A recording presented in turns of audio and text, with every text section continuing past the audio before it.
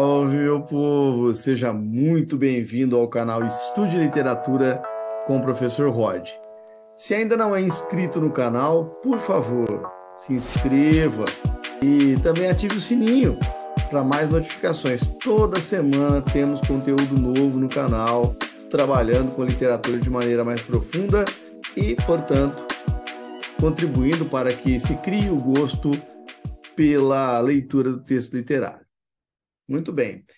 No vídeo de hoje, nós trabalharemos especificamente com um conto do Guimarães Rosa, conforme prometido no vídeo anterior, que nós faríamos uma análise de um conto do Guimarães Rosa, enfim. E esse conto, não por acaso, escolhido, é o conto famigerado do livro Primeiras Histórias. Livro este publicado em 1962 e, portanto, completando aí, nesse ano de 2022, os seus 60 anos. Então, nós fizemos a escolha de um conto muito interessante do Guimarães Rosa, que é o conto famigerado. Esses 21 contos que compõem a obra Primeiras Histórias do Guimarães Rosa, conforme afirma o grande professor Alfredo Bozzi, ele contém personagens que são carentes de algo. Carente de algo exterior ou de algo interior, mas sobretudo de algo interior, sobretudo de algo interno, conforme nós veremos também no conto famigerado. O dado fundamental é que esse conto ele é um conto metalinguístico, é um conto que trabalha com a própria linguagem, algo que é muito característico do próprio Guimarães Rosa, que também se voltava para um trabalho com a linguagem. E se voltava muito. Na verdade, a grande perspectiva para quem vai ler pela primeira vez o Guimarães Rosa é encontrar certa dificuldade, muitas vezes ali na linguagem, enfim, no uso dos neologismos, né? Das aliterações, dos ecos, das assonâncias, enfim, o trabalho estilístico, então, empreendido pelo Guimarães Rosa, das inúmeras figuras de linguagem com as quais ele trabalha. Muito bem, eu vou começando a dizer, esse conto tem tudo. Esse conto tem todas as características fundamentais, aí todos os atributos estéticos do Guimarães Rosa como grande autor. Já era uma obra posterior, portanto, à publicação do romance Grande Sertão Veredas. É uma obra de caráter maduro, uma obra da maturidade, se é que nós podemos falar em maturidade de um autor que praticamente já vem pronto desde as primeiras obras, com características muito bem sedimentadas, muito bem arquitetadas, em relação a esse grande autor que é o Guimarães Rosa. Muito bem, então, nos atendo aí ao Primeiras Histórias, vamos lá para o conto Famigerado. Muito bem. Tá aí a capa das primeiras edições publicadas pela José Olímpio, ali em 1962, enfim. Né? E o dado interessante que nós vemos aqui logo de início né, o aparecimento dessas figuras. Aí a gente pode notar aqui, por exemplo, né, nós temos algumas imagens, nós temos algumas figuras aqui. Ó. Cada uma dessas figuras que aqui estão, elas representam um conto. Elas contêm, na verdade, aspectos de uma espécie de síntese, inclusive síntese analítica mesmo, de cada um dos contos. Porque foram feitas essas imagens por ninguém menos do que Napoleão Potiguara Lazzarotto, o nosso conhecido Poti.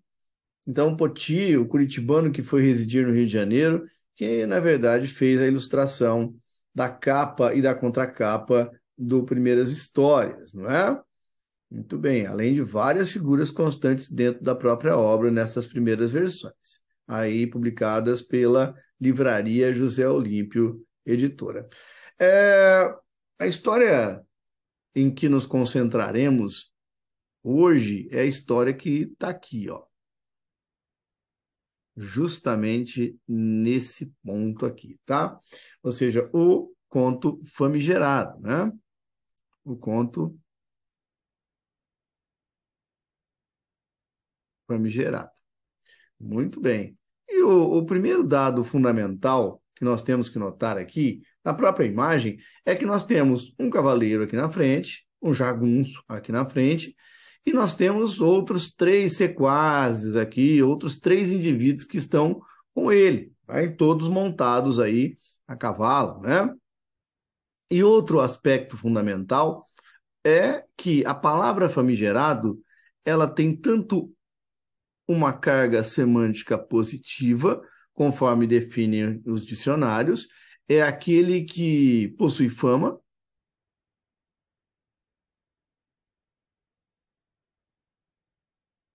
portanto, famigerado é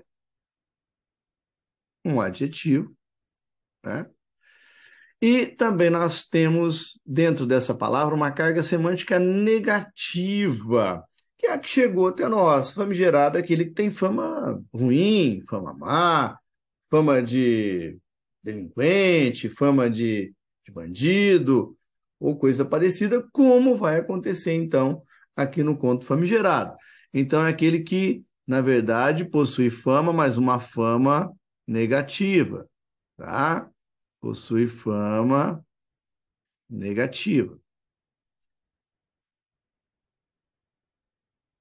E o enredo do famigerado, que é contado por um narrador personagem, um narrador homodiegético, portanto, e esse narrador, ele vai falar, então, acerca de um jagunço que chega da serra e vem até a cidade e vem questioná-lo. Esse narrador homodiegético, o narrador que está dentro da história, é um narrador médico. Ele é um. E tudo deixa entender, na verdade, ficar nas entrelinhas, que ele é um médico, portanto, um indivíduo douto, um indivíduo conhecedor, um indivíduo inteligente, um indivíduo versado nos livros. Tanto que esse indivíduo, esse jagunço, vai em busca desse médico justamente para saber o que significava a palavra famigerado que ele havia ouvido de um determinado indivíduo pertencente ao governo. E como era um indivíduo matador, um indivíduo de fama má, um indivíduo famigerado, ele queria saber, então, se famigerado era algo ruim ou algo bom. E o interessante que gera justamente uma das possibilidades aí do conto é se o narrador da história ele vai oferecer a esse jagunço o sentido positivo ou o sentido negativo para esse jagunço. É isso que é o dado importante aqui, um dos dados fundamentais dessa análise. Muito bem. E começando aqui, nós temos até uma figura do Caribe, não é?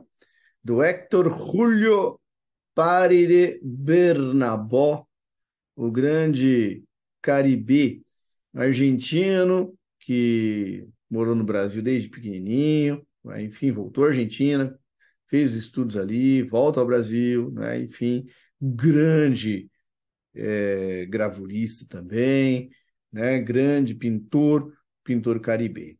Muito bem, partindo aí para o... E dado interessante, aí mostra a vida, né? No campo, a vida ali na região retratada pelo Guimarães Rosa, que é a região que fica ali entre Minas Gerais, Goiás e parte da Bahia. Muito bem.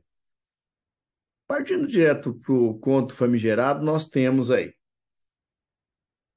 O narrador começa surpreso diante do que está acontecendo. Tanto que ele vai dizer logo de cara, não é? Nós percebemos aí logo de cara, então, esse narrador dizendo: foi de incerta feita. Foi de incerta feita. Ou seja, algo surpreendente, não foi algo certo, não foi algo certeiro, foi algo de incerta feita. Certa feita, certa vez, certo momento, em certo momento, algo aconteceu. Não, aqui foi de incerta feita. Ou seja, ele não estava esperando, não estava aguardando o que aconteceria com ele. Portanto, está lá. E ele consagra esse momento como um evento. Então, ele não fala só de uma situação em si, mas ele fala de um evento. E ele continua nessa surpresa dele. Quem pode esperar coisa tão sem pés nem cabeça Eu estava em casa, o arraial sendo de todo tranquilo, parou-me à porta o tropel. Cheguei à janela. Ele ouviu o barulho ali dos cavalos, saiu à janela para ver o que estava acontecendo. Um grupo de cavaleiros. Isto é, vendo melhor, um cavaleiro rente, frente à minha porta, equiparado, exato. E aqui nós temos um dado bastante interessante também. Ao descrever esse personagem, ou essa personagem, que é a personagem do Damásio Siqueira, daqui a pouco nós trataremos então do nome do Damásio, enfim, nós temos ali então alguém bem composto em termos de jagunço. Estava rente à porta dele, equiparado, exato, ou seja, alguém que tinha muita certeza sobre o que veio ou para que veio, né? E daí o retrato que ele faz, desajeitado, portanto, né, dos indivíduos que estão junto com ele. Ou seja, uma espécie de sequazes, de testemunhas que estão ali junto com ele, para o que vai acontecer, para a pergunta que ele vai fazer, portanto, a esse médico, né? Ele vai dizer, e embolados de banda, 3 homens a cavalo. Tanto que ele vai dizer, quando ele fala do Damásio, ele vai dizer, então, que o Damásio está equiparado, exato, não é? Ao passo que os indivíduos que estão com o Damásio, eles estão embolados de banda, de lado, colocados de lado, então, ali. Muito bem. Então, esse é o primeiro contraste que nós notamos dentro do conto. Tudo num relance, tudo de repente, insolitíssimo. Aí ele volta à questão da surpresa diante do fato acontecido. Ou seja, ele vai dizer que tudo se passou num relance e novamente ele volta a usar um termo que destaca a novidade desse evento, que é um evento insólito, inesperado. Por isso, ele continua. Tomei-me nos nervos, fiquei nervoso. O cavaleiro, esse, homem, aqui é interessante que nós temos um eco trabalhado pelo Guimarães Rosa de maneira intencional, né? A repetição, portanto, do som O que ocorre ao longo disso. Ou seja, é o reflexo da surpresa.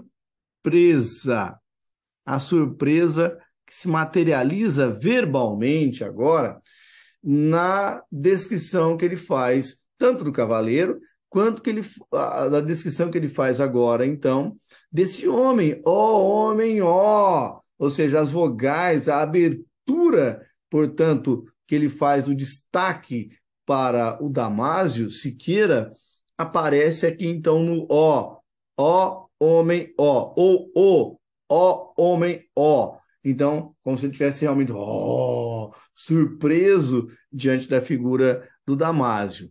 Aí ele confirma isso. Por que tanta surpresa? Porque o Damásio vinha com cara de nenhum amigo. Né? Então tá aí. Sei o que é influência de fisionomia. Ele diz que ele sabe separar muito bem o que é fisionomia, de olhar para o indivíduo e saber que, bom, a influência da fisionomia, cada um tem a sua, cada um tem o seu jeito de ser, enfim, do que é algo perigoso. É isso que ele está querendo ressaltar. Saíra e viera aquele homem para morrer em guerra. Então, não tinha nada para perder. Então, o Damásio, que aqui é descrito, não tem nada para perder. É isso que o narrador quer dizer. Saudou-me, secou. E aqui é interessante notarmos essa palavra aqui. E daqui a pouco nós recuperaremos essa palavra em um determinado momento. Curto pesadamente. Então, foi de poucas palavras aí com o narrador da história, Damásio, né? Se reportou a ele, então, com poucas palavras. Seu cavalo era alto, um alazão, bem arriado, ferrado, suado. Mais uma vez, nós temos a repetição sonora aqui, né? Então, muito bem. Assim como por intermédio do eco, provocado pela palavra famigerado, que é um adjetivo ali, nós temos outros adjetivos aqui, então, arriado, o adjetivo ferrado, suado.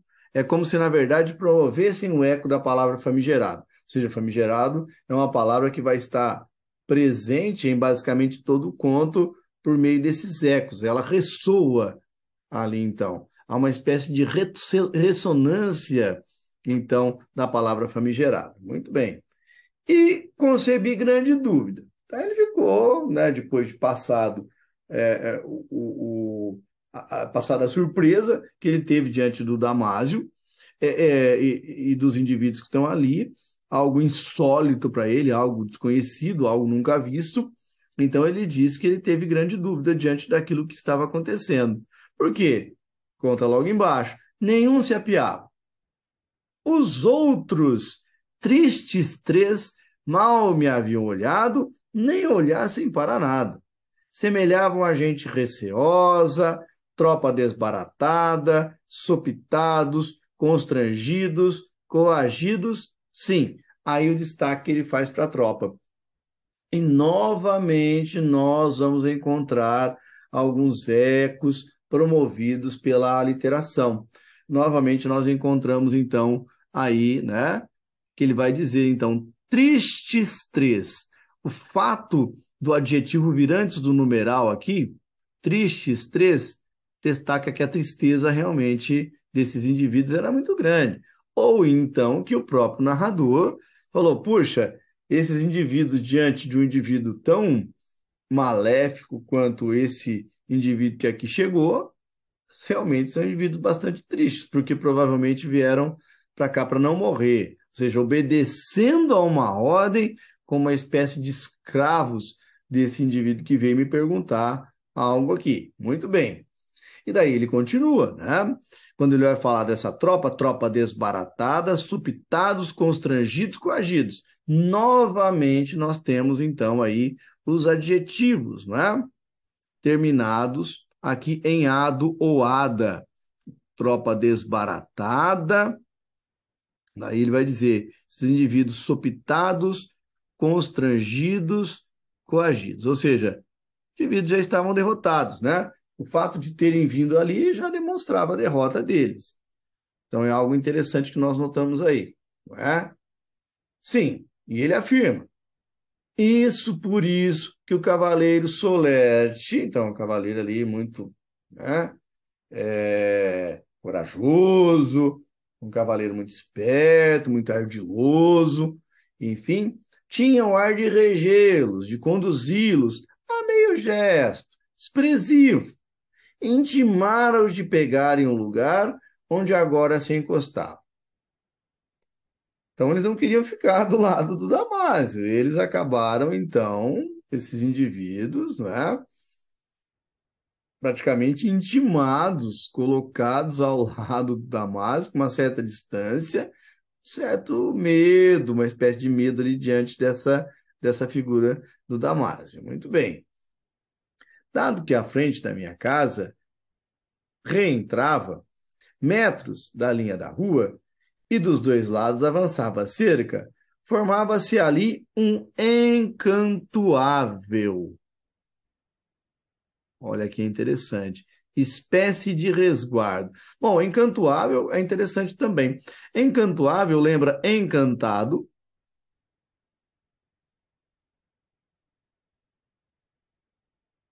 E traz à tona a preocupação universalista do Guimarães Rosa em tratar os temas de maneira encantada, por intermédio do realismo mágico, não é? Então é algo encantoável, nesse neologismo encantoável, não é?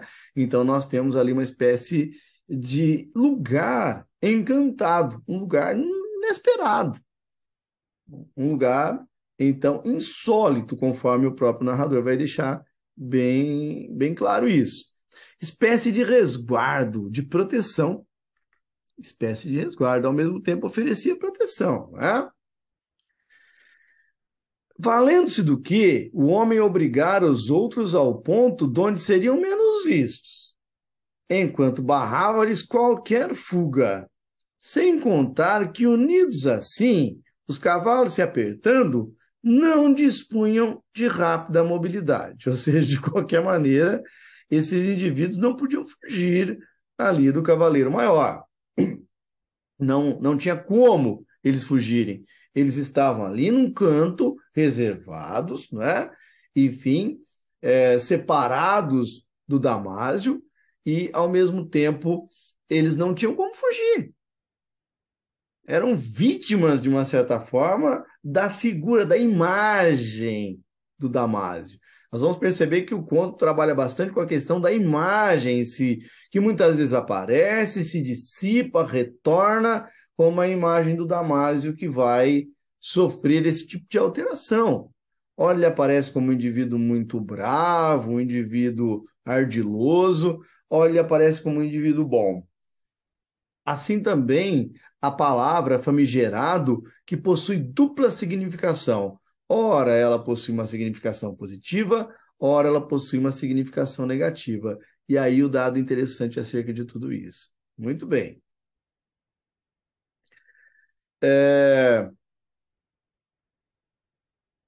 Tudo enxergava, tomando ganho da topografia, como se estivesse olhando, então, o espaço, não é? Estivesse olhando o que estava acontecendo. Os três seriam seus prisioneiros. Seriam, aqui o próprio narrador não tem a certeza disso, né? E logo à frente nós veremos que realmente ele não tem a certeza do que está acontecendo com esses cavaleiros que estão ali junto com esse jagunço. Seriam seus prisioneiros, não seus sequazes. Então, ali não eram amigos do Damásio. É isso que ele nota, né? É a percepção do narrador. Portanto, nós lembramos que nós estamos diante de um narrador homodiegético, a exemplo do que acontece lá então com o Bentinho, o narrador que está dentro da história tem todo o controle sobre o que está acontecendo, e a visão que nós temos do fato é a visão que vem dele. A visão não vem de outrem, a visão vem do próprio narrador, e daí muitas vezes gerar essa dúvida acerca das características do que acontece, dos elementos presentes dentro do conto, das caracterizações das personagens e por aí vai. Aquele homem, para proceder da forma, só podia ser um brabo sertanejo, jagunço até na escuma do bofe. Senti que não me ficava útil dar cara amena. Mostra de temeroso. Eu não tinha arma ao alcance. Tivesse, também não adiantava. Com um pingo no i, ele me dissolvia. O medo é extrema ignorância em momento muito agudo. O medo, o medo me miava.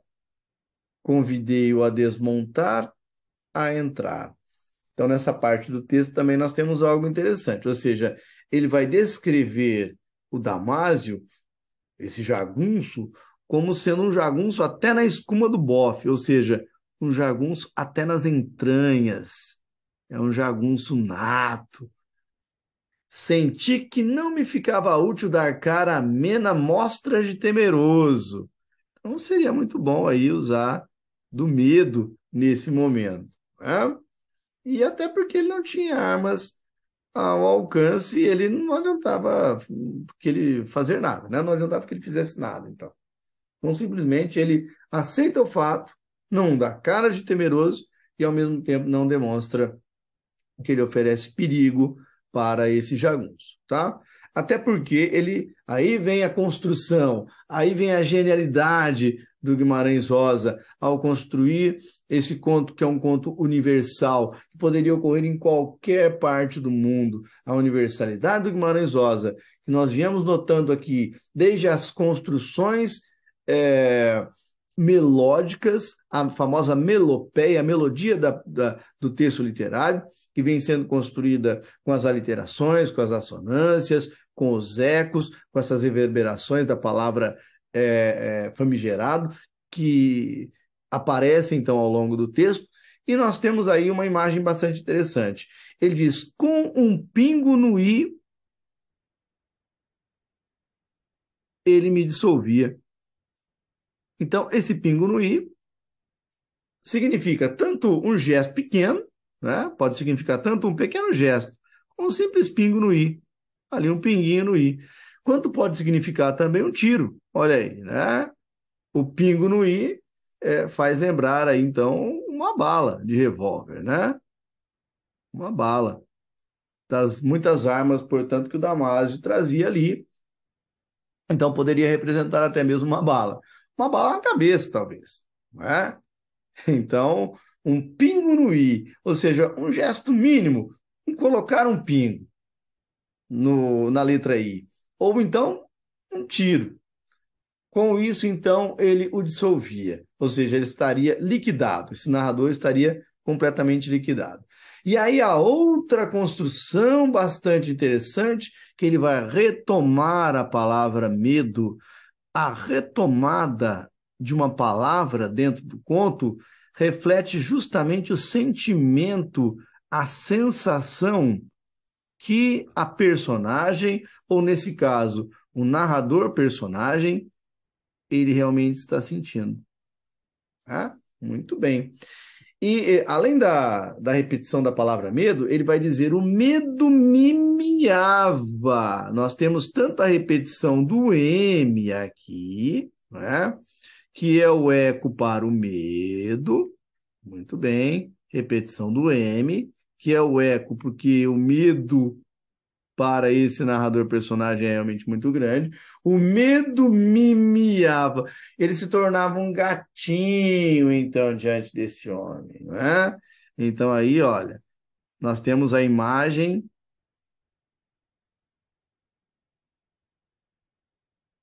de um gato. E aqui vai ser outro momento interessante, assim como a palavra seco que nós notamos lá atrás.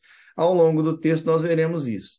Então, olha a construção, repare bem na construção do Guimarães Rosa. O medo me miava. Ou seja, o medo era tão grande que ele se transformava num gato indefeso, num gatinho indefeso diante daquele homem. E olha ali em cima a outra construção, um pingo no i ele me dissolvia. Então, essas construções, elas são feitas pelos grandes autores. Somente os grandes autores conseguem esse tipo de vislumbre para que isso chegue ao seu leitor como uma forma de construção estética. Então, até agora, nós temos uma surpresa. Ele ainda não narrou, o narrador ainda não disse o que realmente esses cavaleiros e esse indivíduo vieram fazer ali à porta da sua casa até agora. O que ele relatou, neste momento, foi a surpresa que esse homem, sobretudo, lhe causou. A espécie que esse homem causou a ele, então. Porque ele sai com medo desse homem, com medo do Damásio. Né? E, ao mesmo tempo, nós temos, então, as inúmeras construções do Guimarães Rosa que vão reforçar esse medo. E é algo para esse narrador que é algo insólito, é algo diferente, é algo que ele nunca viu. É algo para ele é insolitíssimo. Ele nunca viu, então, alguém chegar daquela maneira à casa dele. Ele é um indivíduo pacífico, um médico, muito provavelmente, ali, um indivíduo douto, intelectual, que gostava dos livros, gostava dos estudos, uma espécie de alter ego do próprio Guimarães Rosa, não é? Enfim, que se vê diante de jagunços à porta de sua casa, a janela de sua casa. Muito bem. Disse de não com quantos costumes. Então, ele o convidou para entrar, mas ele disse que não. Enfim. Conservava-se de chapéu. Via-se que passara a descansar na cela. Então, deu aquela encostada na cela. Certo, relaxava o corpo para dar-se mais à ingente tarefa de pensar. Então, aqui, outra palavra interessante, utilizada pelo Guimarães Rosa, né? Ingente, ou seja, fastidiosa, cansativa. mas como um autor grandioso aí, que era, provavelmente a palavra ingente não fica parada aí, na ideia do cansativo, na tarefa cansativa. Também pode ser prefixo de negação, né? Ou seja, para ele, então, não é? A tarefa de pensar era uma tarefa que para ele, um jagunço, não era tarefa que ele estava acostumado a fazer. Não era tarefa de gente como ele, então, de pensar acerca das coisas. Era cansativo e para ele não funcionava. Perguntei.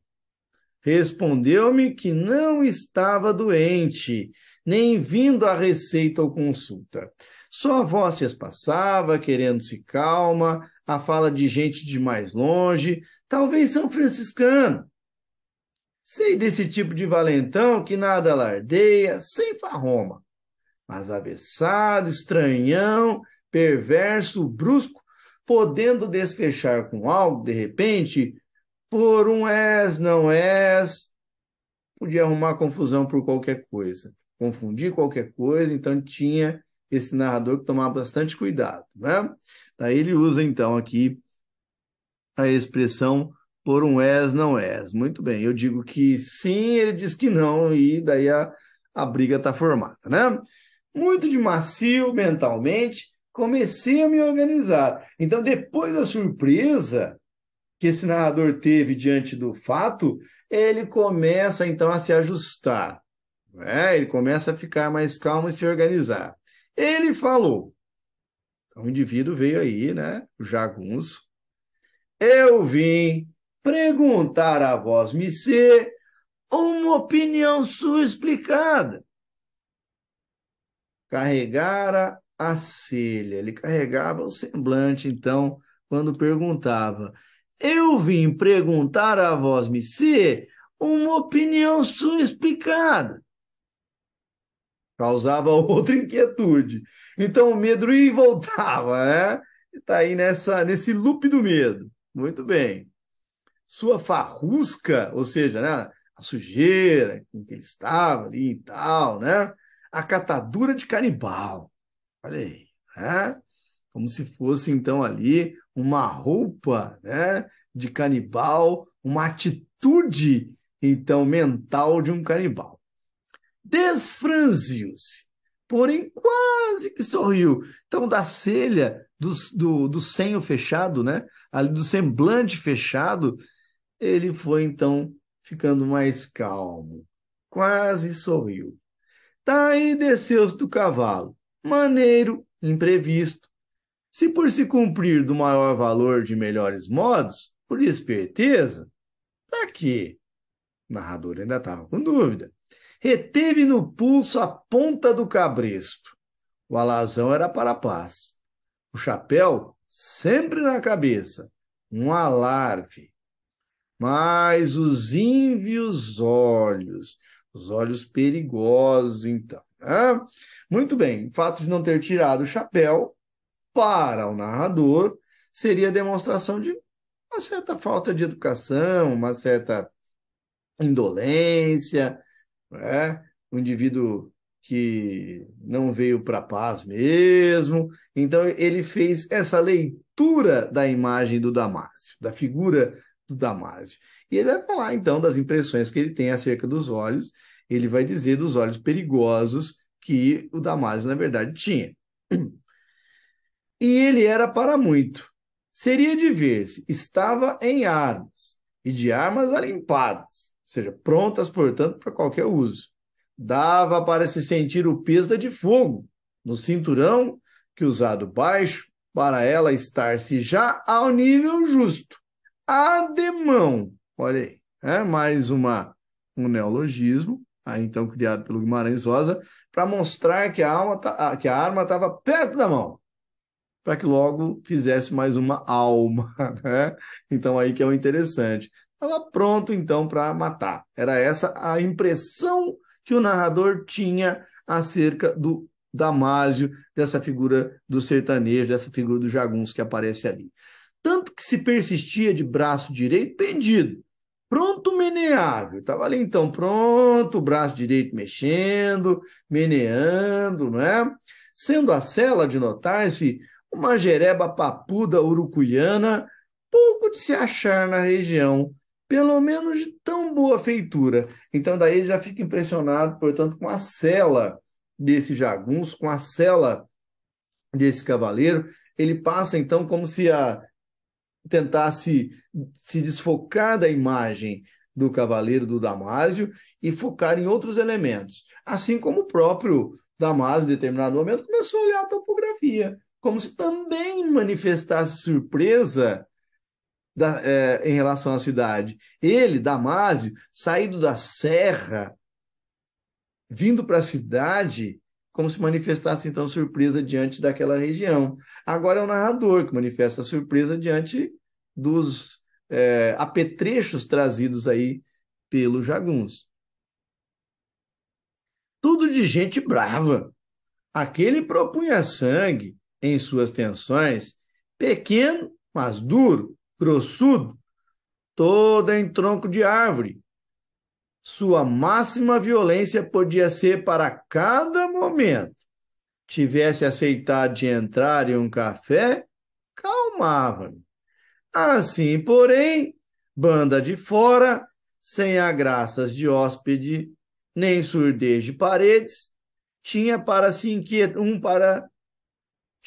um se inquietar, sem medida e sem certeza.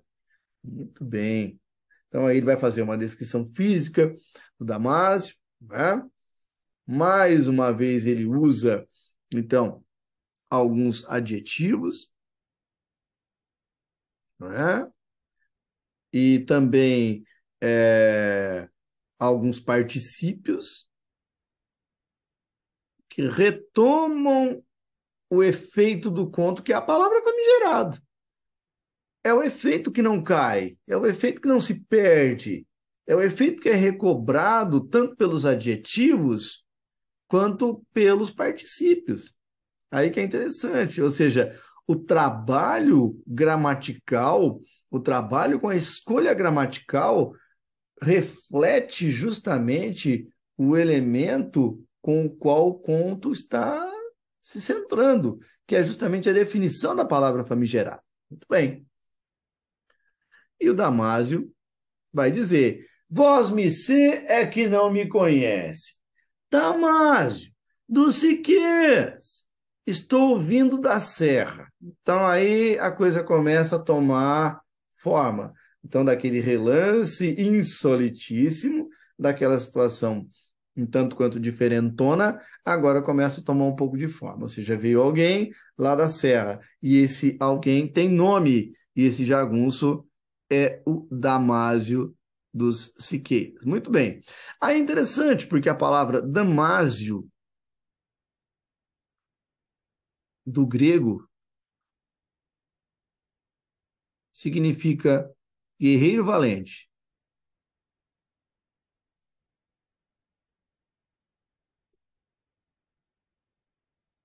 E a palavra Siqueira, aqui é interessante também nós notarmos, né? Que vem aí do latim, que se refere a seco. E nós vimos isso anteriormente. Nós vimos lá atrás que a palavra seco já havia aparecido. Quando o narrador, nas descrições que ele vai fazer do Damásio, sem saber o nome dele ainda, ele usa o termo seco, saudou-me seco, ou seja, saudou-me Siqueira, saudou-me Damásio, Damásio dos Siqueiras. Era um guerreiro valente, mas ao mesmo tempo, então, era um guerreiro seco. Não era para muita amizade. Sobressalto Damásio, quem dele não ouvira o feroz de histórias de léguas, com dezenas de carregadas mortes, homem perigosíssimo, constando também de verdade que de para uns anos ele se serenara. Evitava de evitar. Olha que interessante esse jogo de linguagem aqui, e aparenta uma espécie de eufemismo, né, para a morte. Evitava de evitar, ou seja, evitava matar, evitava as mortes. Então é interessante como o Guimarães Rosa vai colocando isso e vai cativando seu leitor, então, a descobrir coisas novas aí por intermédio da sua linguagem. Finge, porém, que em tais léguas de Pantera, aqui é interessante também, outro dado. Então, nós vamos vendo ao longo do texto muitas comparações desses seres humanos, ora com animais, para retratar a força desses animais, é diferente da visão do naturalismo, por exemplo, lá do século XIX, em que as comparações eram depreciativas. Aqui elas aparecem, então, para retratar ideia de força, ou mesmo aí a questão do instinto, mas não do instinto que vai mover o indivíduo a se tornar algo que não é. É do instinto que faz parte de todo ser humano, mas não que o torne menor do que os outros, como na verdade não ocorria durante o naturalismo. Não é essa jamais a intenção do Guimarães Rosa. Não é essa a intenção. Essa comparação do ser humano com os animais não era uma intenção pífia, uma intenção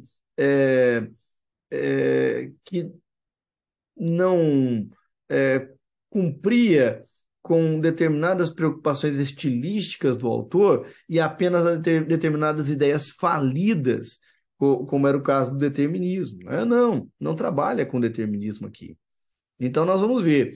Lá nós temos a figura do narrador como um gatinho. Aqui nós temos a figura do Damasco como uma pantera, né? Um grande felino. Um pequeno felino e um grande felino. Então o medo me miava, como o narrador vai dizer, então ele vai mostrar que ele tem medo, ele se transforma numa espécie de um animal doméstico. Agora, confiar no Damásio, mesmo que as histórias acerca dele tenham dito ultimamente que ele se tornara um indivíduo sereno, não dá para confiar em trégua de pantera. Em qualquer momento, um indivíduo como esse pode agir. É essa a ideia que o narrador quer demonstrar. Então, não tem nenhuma visão de caráter determinista. Tanto que nós vamos ver até mesmo a comparação que ele faz para tentar ser mais justo na imagem que ele quer criar acerca do Damásio Siqueira, é, retratando como grosso como um tronco de árvore também, não é? Muito bem, ou seja, são adjetivos que retratam a dureza, a secura desse Siqueira, não é? Então aí, sequeira ou siqueira, então seco, essa a ideia, portanto, não é? Então é para retratar justamente isso, essa característica forte do Damásio, e não para detratá-lo como se o Guimarães Rosa recuperasse qualquer visão determinista advinda lá do século XIX, dos autores naturalistas. Não, não é jamais isso. Ali, antenasal, olha aí, nós temos um outro neologismo, diante do meu nariz, antenasal, diante do meu nariz, de mim a palmo, um palmo de mim continuar. Saiba, vós me ser, que na Serra, por ultimamente, se compareceu um moço do governo, rapaz meio estrondoso. Saiba que eu estou com ele a revelia. Cá eu não quero questão com o governo. Não estou em saúde nem idade. O rapaz, muitos acham que ele é de seu tanto esmiolado. Então, ali, as pessoas da Serra julgaram um indivíduo do governo que o chamou de famigerado, nós vamos ver isso já já. Então, era um indivíduo um tanto quanto estrondoso, espalhafatoso, e ao mesmo tempo um indivíduo, então, aí esmiolado. Então, eles não aceitaram essa figura desse indivíduo que trabalhava para o governo. Né? Muito bem. É falar que apareceu, o que para ele também foi insólito, né?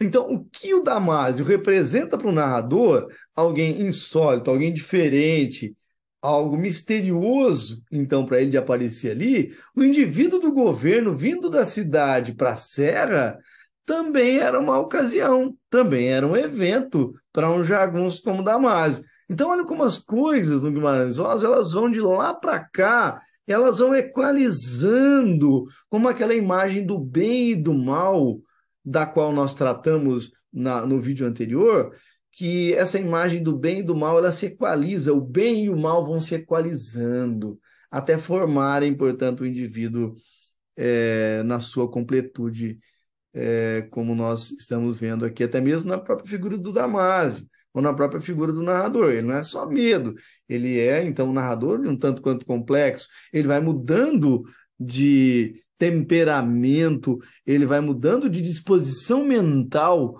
ao longo do conto. Com arranco calou-se. Como arrependido de ter começado assim, que é evidente, contra que aí estava com o fígado em más margens. Pensava, cabismeditando, outro neologismo aqui do Guimarães Rosa, né? Cabeça baixa, meditando, cabismeditando, né? O cabismeditado. Do que se resolveu, levantou as feições. Se é que se riu, aquela crueldade de dentes, encarar não me encarava.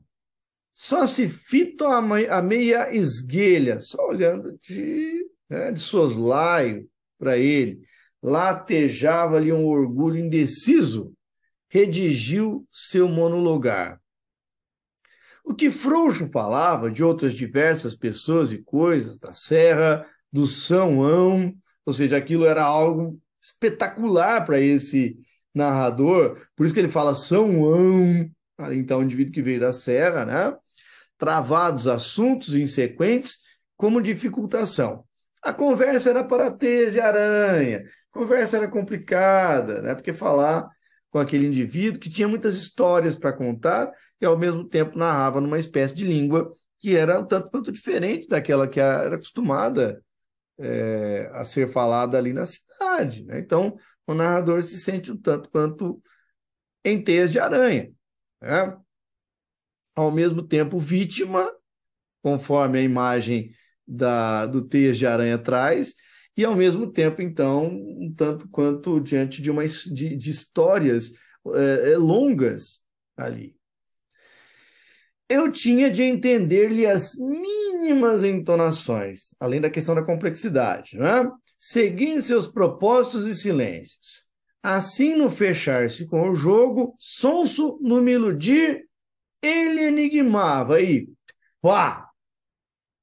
Então, ele praticamente conseguiu ali hipnotizar esse narrador diante da sua imagem, diante da sua fala, né? E ele vai perguntar, e pá, aí chega, vós me ser agora me faça a boa obra de querer me ensinar o que é mesmo que é faz-me gerado, Palmes Geraldo, famílias gerado? Disse de golpe, trazia entre dentes aquela frase, soara com um riso seco, mas o gesto que se seguiu imperava-se de toda a rudez primitiva de sua presença dilatada. Ou seja, a presença dilatava, enchia o ambiente. É uma personagem mítica. E aí a gente chega nessa figura do matador, conhecido então em toda a região, uma figura que se dilatava. Então, não era. Não se torna tanto surpresa mais para esse narrador quando ele se vê diante de alguém afamado, diante de uma lenda, diante de um mito, como era então a figura do Damásio Siqueira. Detinha minha resposta. Não queria que eu a desse de imediato, porque ele queria ter certeza. E já aí, outro susto vertiginoso suspendia, não seria o susto vai e volta. Alguém podia ter feito intriga. Invencionice de atribuir-me a palavra de ofensa àquele homem, que muito, pois, que aqui se famasse, vindo para exigir-me, rosto a rosto, o fatal, a vexatória satisfação? Então ele ficou preocupado. O que pode acontecer aqui se eu realmente trouxer a esse homem o significado da palavra, né? Até porque a palavra, como a gente viu, tem dupla acepção, uma acepção positiva e uma acepção negativa.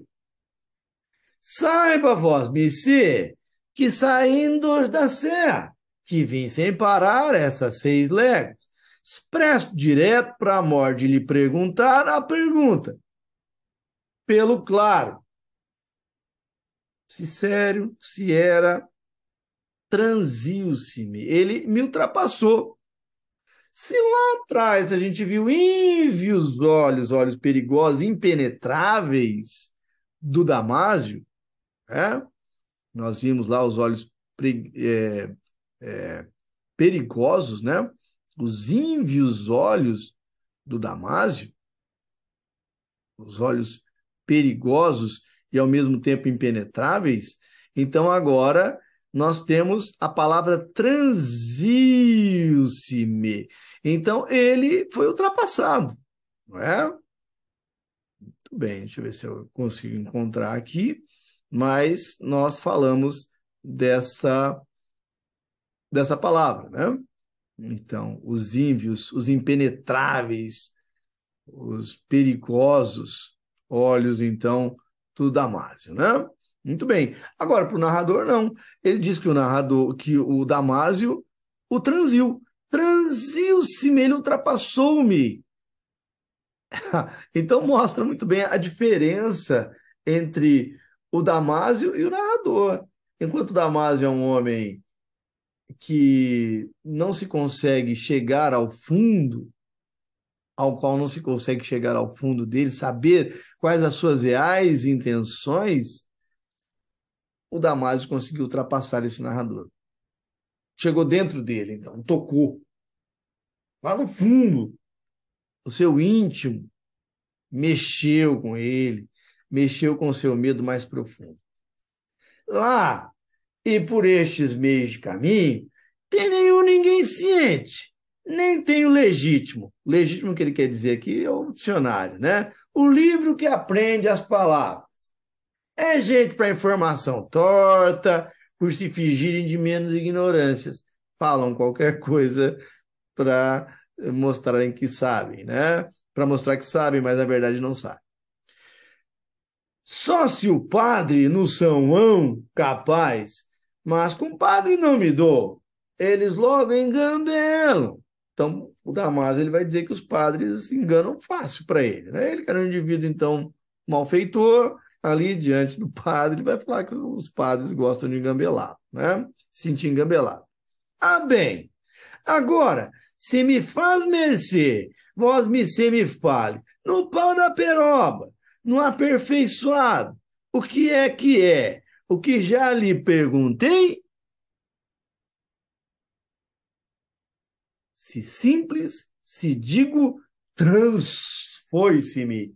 Esses trizes. Então, acabou sendo ultrapassado ali, então, não é? Transido pelo Damásio, então ele vai dizer o que é famigerado. Então, o medo se acabou ali, de uma certa maneira, porque ele estava completamente dominado, hipnotizado pela figura do Damásio. Daí, esse médico vai dizer, famigerado? Sim, senhor! E Alto repetiu vezes o termo famigerado, famigerado, famigerado, famigerado. Enfim, nos vermelhões da raiva, sua voz fora de forma. E já me olhava interpelador, intimativo, apertava-me. Tinha eu que descobrir a cara. Famigerado? Habitei preâmbulos. Olha que outra construção interessantíssima do Guimarães Rosa. O preâmbulo é o que vem antes. Antes de uma obra vem um preâmbulo, não é? Antes de uma música, de uma tocata, de uma área, enfim, vem um preâmbulo, né? Então aqui ele ficou nas entrelinhas, como se ele tivesse ficado, então, parado antes da resposta. Então, é para dizer que ele ficou parado, né? Ficou aqui simplesmente transido, parado, né, em relação ao Damásio. Ele habitou o preâmbulo, ele ficou morando, então, ali nas entrelinhas, ficou morando no não dizer. Bem que eu me carecia no outro ínterim, em indúcias, como por socorro, espiei os três outros, em seus cavalos, entugidos até então, mudos. Olha que outra construção muito interessante do Guimarães Rosa, né? Então ele vai dizer aqui, ó, mudos. Olha lá. Então a repetição do M aqui, né, e do U aqui vai ser realmente bastante importante para nós. Mudos. Eram três indivíduos que estavam ali com o Damásio. Então, os três estavam mudos. Nesse neologismo criado pelo Guimarães Rosa, fica expressa a ideia. Se os três estão mudos, mudos. Mas, Damásio, vós me se declare. Esses aí são de nada, não. São da Sé, só vieram comigo para testemunho. Só tinha de desentalar-me. O homem queria estrito caroço, queria a verdade do fato, queria o que estava mais profundo, queria o cerne, então, da palavra famigerada. O verivérbio, aqui é interessante, não é? Pelo uso aqui, então, pela criação de um neologismo, também advindo do latim, o veri de verdadeiro, né? Veri, então, de verdadeiro.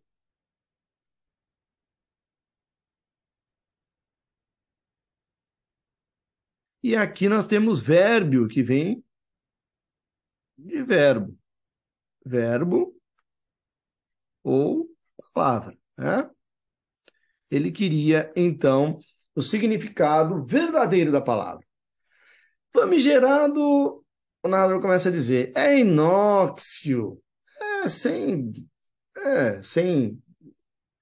sem nenhuma maldade. É célebre, notório, notável. Então ele vai numa crescente, ele diz que não tem nenhum perigo, né? Inóxio. Depois ele vai dizer que é célebre. Depois, então, não crescendo, ele vai dizer que é notório. E ainda não crescendo, ele vai dizer que é notável. Então, quanto mais ele pudesse tecer elogios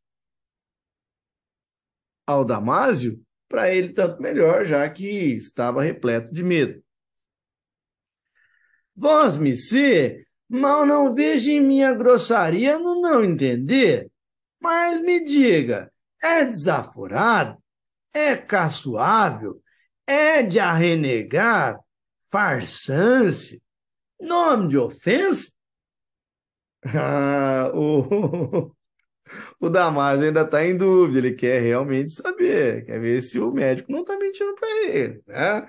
Porque, primeiro, que ele não entendeu o que é inóxio, célebre, notório, notável. Segundo, porque ele ainda está lá cheio das suas dúvidas e ele quer ter a certeza de que aquilo não é aviltante, de que aquilo não é ridicularizante, enfim, né?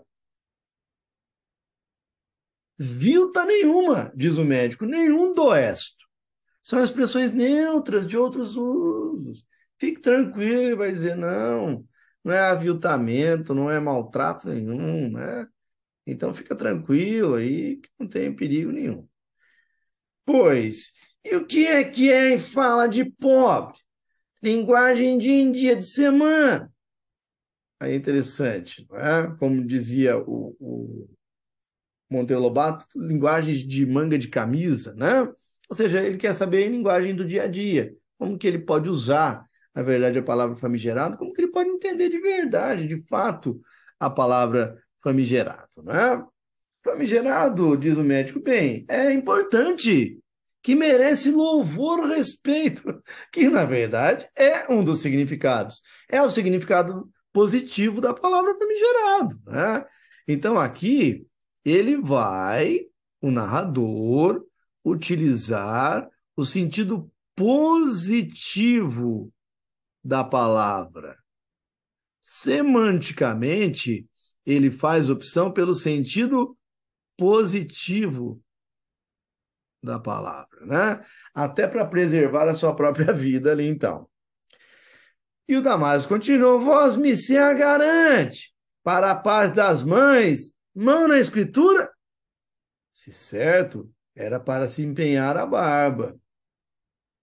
Do que o diabo, então, eu sincero disse: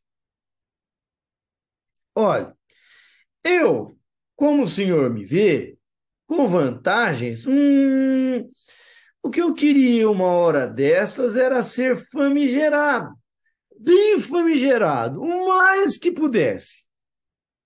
O medo era tão grande. Ali, ele passou por um medo tão grande que o que mais ele queria naquele momento era ser famigerado, ou seja, era ser o contrário daquilo que ele disse. Era ser um indivíduo mau, para que ele pudesse encarar de igual para igual aquele medo que o Damásio provocou nele. Não o Damásio em si propriamente, mas o medo que o Damásio provocou.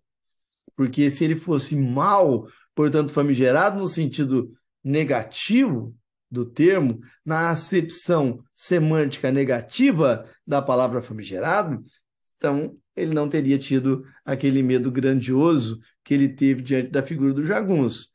Ah, bem, soltou exultante. Saltando na cela, ele se levantou de molas, subiu em si, desagravava-se num desafogaréu.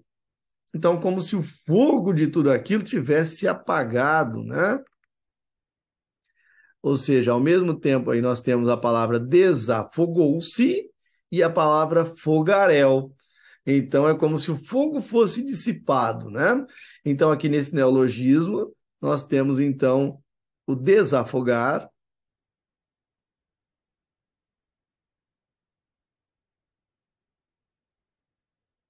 e, ao mesmo tempo, nós temos, então, a palavra fogaréu. E da junção, então, nós temos a palavra desafogaréu.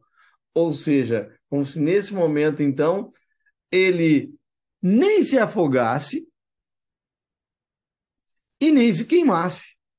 Ou seja, estava de todo neutro. Olha a grande criação do Guimarães Rosa, a capacidade criativa de um autor como Guimarães Rosa, em uma palavra conseguir resumir todos esses conceitos. Aí nós temos tanto a ideia de não se afogar, quanto a ideia de não se queimar. Sorriu-se outro, já era outra figura, portanto, para o narrador. Satisfez aqueles três. Vocês podem ir, compadres. Vocês escutaram bem a boa descrição. E eles prestes se partiram. Só aí se chegou, beirando minha janela, aceitava um copo d'água. Disse: não há como que as grandezas machas de uma pessoa instruída, seja que de novo, por um mero, se torvava, disse: sei lá, às vezes o melhor mesmo para esse moço do governo é ir-se embora. Sei não. Mas mais sorriu, apagara-se a inquietação. Disse: a gente tem cara cisma de dúvida boba, dessas desconfianças, só para azedar a mandioca. Agradeceu, quis me apertar a mão. Outra vez, aceitaria de entrar em minha casa. Ó, pois, exporou, foi-se o alazão, não pensava no que eu trouxera, tese para alto rir, e mais o famoso assunto, o assunto famigerado. Muito bem. Aí nós temos a imagem, não é? Do sático. Então, essa figura bem feita, aqui que reflete neste ponto de cá, então, a imagem do narrador, instruído, da cidade, né? Instruído da cidade,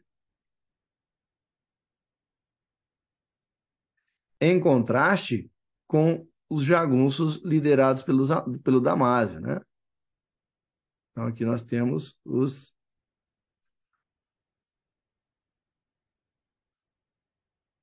jagunços liderados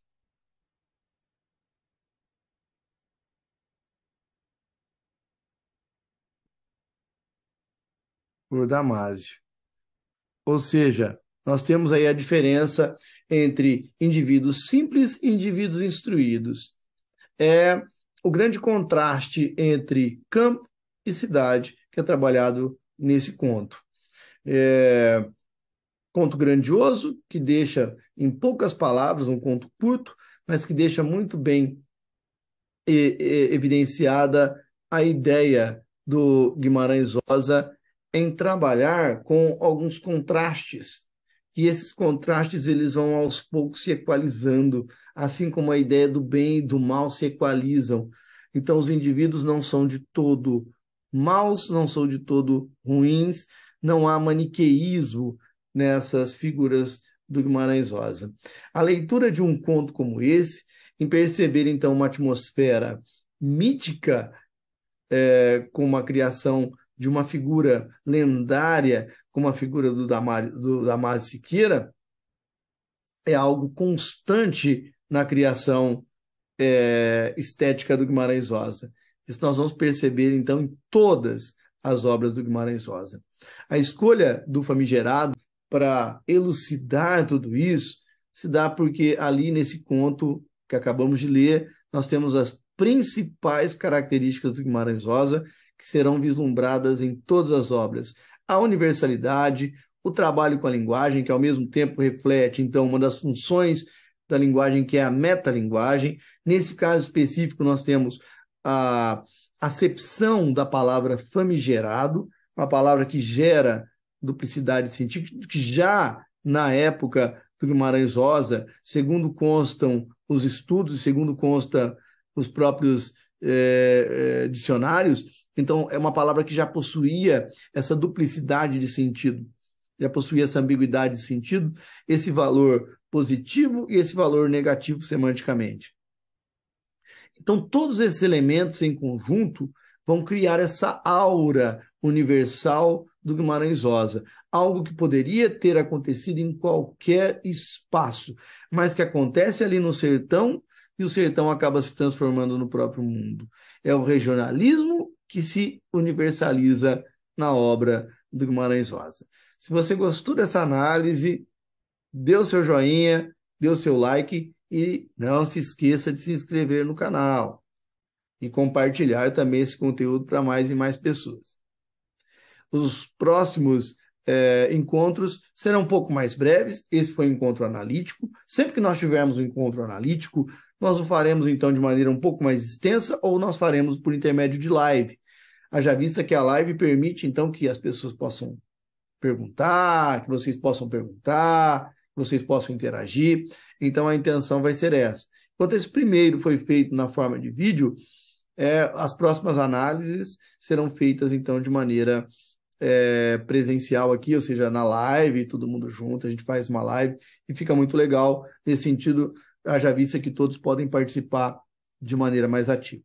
Agradeço muito, desejo a vocês uma ótima semana aí, valeu e continue no canal aí, Estude Literatura com o Professor Rod. Mande sua pergunta, dê seu comentário que eu responderei cada um de vocês. Um forte abraço e até mais.